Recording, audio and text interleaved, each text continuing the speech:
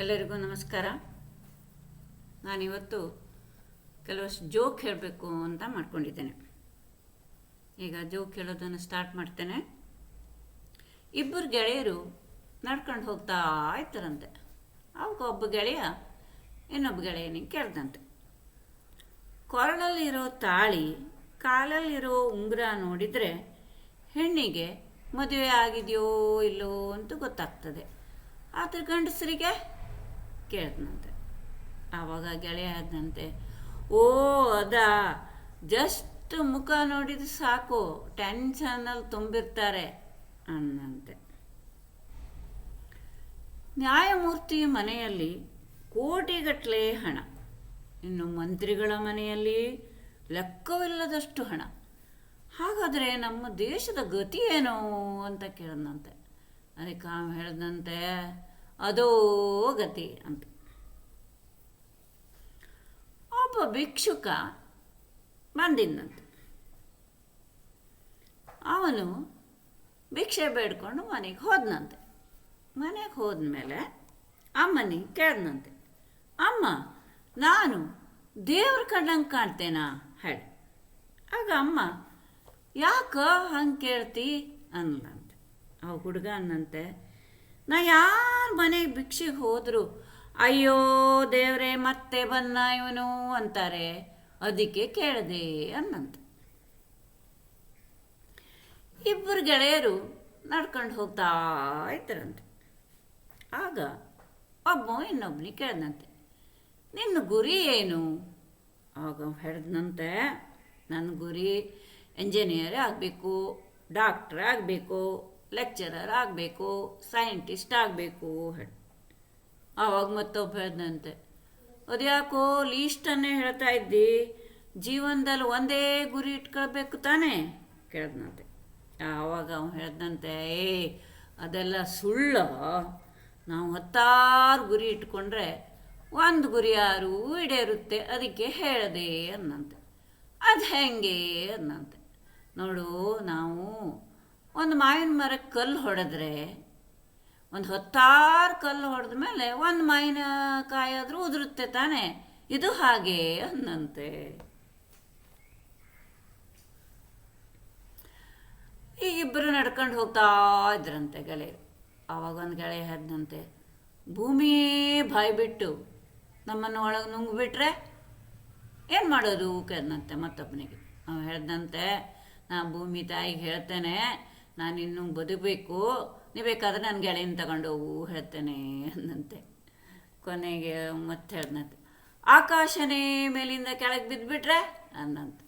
ಆವಾಗ ನಾನು ಹೇಳ್ತೇನೆ, ಆಕಾಶಕ್ಕೆ ನನ್ನ ಮೇಲೆ ಬೀರೋದು ಬೇಡ, ನನಗೆ ಭಾರ ಹೊರಲಿಕ್ಕಾಗೋದಿಲ್ಲ, ಬೇಕಾದರೆ ನನ್ನ ಗೆಳೆಯನ ಮೈ ಮೇಲೆ ಬೀಳು ಅಂತೇನೆ ಅನ್ನಂತೆ.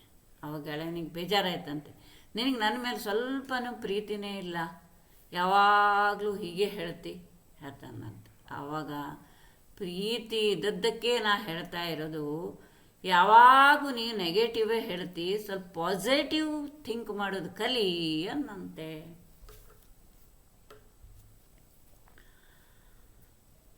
ಗಂಡ ಹೆಂಡತಿ ಇದ್ರಂತೆ. ಆವಾಗ ಹೆಂಡತಿ ಗಂಡಂಗೆ ಕೇಳಿದ್ಲಂತೆ, ನೀ ನನ್ನನ್ನು ಎಷ್ಟು ಪ್ರೀತಿಸ್ತೀಯಾ? ಆವಾಗ ಗಂಡ ಹೇಳ್ದಂತೆ, ಬೆಟ್ಟದಷ್ಟು ಪ್ರೀತಿಸ್ತೀನಿ ಅಂತ. ಒಮ್ಮೆ ನಾ ಸತ್ರೆ? ಅವಾಗ ಗಂಡ ಹೇಳ್ದಂತೆ, ನಿನ್ನ ತಂಗಿ ಇದೆಯಲ್ಲ ಅಂತ. ಆವಾಗ, ಏನು, ನನ್ನ ತಂಗಿ ಮೇಲೂ ಕಣ್ಣು ಹಾಕಿದ್ದೀರಾ ನೀವು ಕೇಳಿದ್ಲಂತೆ. ಆವಾಗ, ಇಲ್ಲ ಇಲ್ಲ, ನಿನಗೆ ತಂಗಿ ಮದುವೆ ಮಾಡಬೇಕು ಆಸೆ ಇತ್ತಲ್ಲ, ಅದಕ್ಕೆ ಹೇಳಿದೆ ಅನ್ನಂತೆ. ಅದಕ್ಕೆ ನನಗೆ ಆಸೆ ಇದೆ ಅಂದ್ರೆ ನೀವು ಯಾಕೆ ಹಾಗೆ ಹೇಳ್ತೀರಿ ಅಲ್ಲ, ಮನಸ್ಸಿನಲ್ಲಿ ಆಸೆ ಇಟ್ಕೊಂಡ್ರೆ ಬೇಗ ಸಾಯೋದಿಲ್ವಲ್ಲ, ಅದಕ್ಕೆ ಹೇಳಿದೆ ಅನ್ನಂತೆ.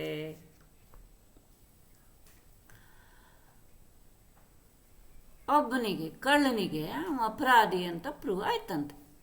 ಆವಾಗ ಜೈಲರ್ ಬಂದು ಕೇಳ್ದಂತೆ, ನಿನ್ನನ್ನು ನಾಳೆಗೆ ಗಲ್ಲಿಗೇರಿಸ್ತಾ ಇದ್ದಾರೆ, ಹೀಗಾಗಿ ನಿನ್ನ ಆಸೆ ಏನಾದರೂ ಇದ್ದರೆ ಕೇಳ್ಕೋ ಅನ್ನಂತೆ. ಆವಾಗ, ನನಗೆ ಹಲಸಿನ ಹಣ್ಣು ತಿನ್ನಬೇಕು ಆಗಿದೆ ಅನ್ನಂತೆ.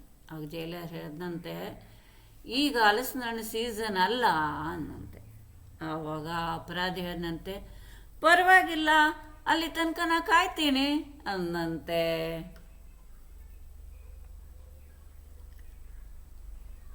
ಗಂಡ ಹೆಂಡತಿಗೆ ಯಾವಾಗಲೂ ಚಿನ್ನ ಚಿನ್ನ ಅಂತ ಕರಿತಿದ್ನಂತೆ. ಅವಾಗ ಹೆಂಡತಿ ಹೇಳಿದ್ಲಂತೆ, ನನ್ನ ಇವತ್ತಿಂದ ಚಿನ್ನ ಅಂತ ಕರಿಬೇಡಿ ಹೇಳಿ.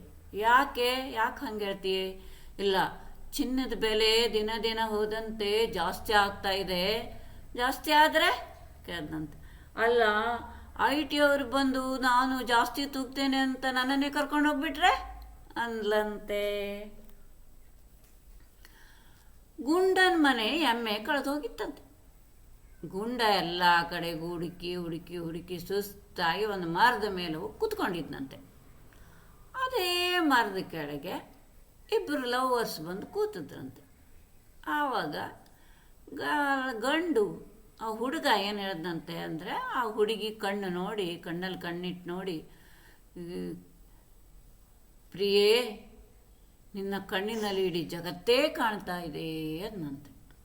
ಆವಾಗ ಮೇಲ್ ಕೂತು ಗುಂಡು ಹೇಳ್ದಂತೆ, ಮಾರಾಯ, ನನ್ನ ಎಮ್ಮೆ ಒಂದು ಕಳೆದು ಹೋಗಿದೆ, ಎಲ್ಲರೂ ಕಾಣ್ತಾ ನೋಡೋ ಅಂದಂತೆ.